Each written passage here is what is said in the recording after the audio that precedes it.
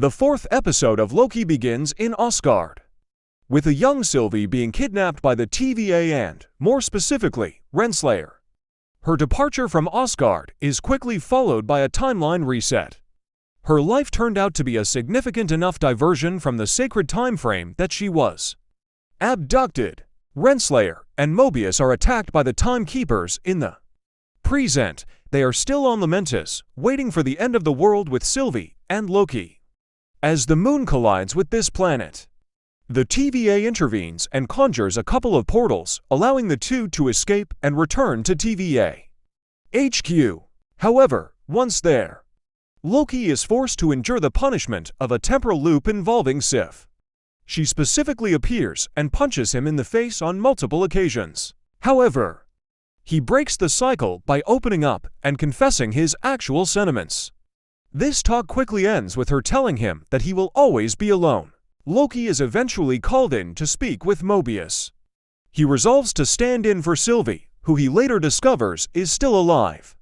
Loki has clearly become close to her over their previous episode together, and he thinks their interests are aligned. Loki eventually loses patience and tells Mobius the truth about the TVA. He begs Mobius to see reason, explaining that everyone in the TVA is a version taken from the timeline.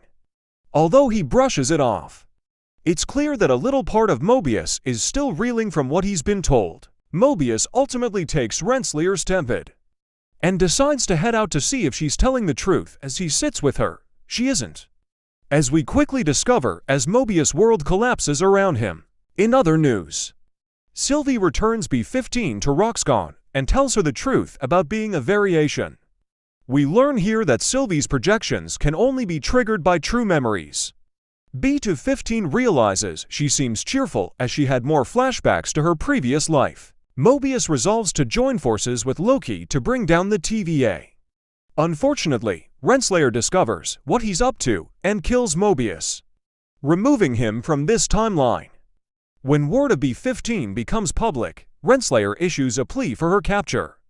Fearing she has been compromised, Loki and Sylvie are presented to the Timekeepers. B-15, on the other hand, appears not long after with a sword, ready to alter the tide of combat.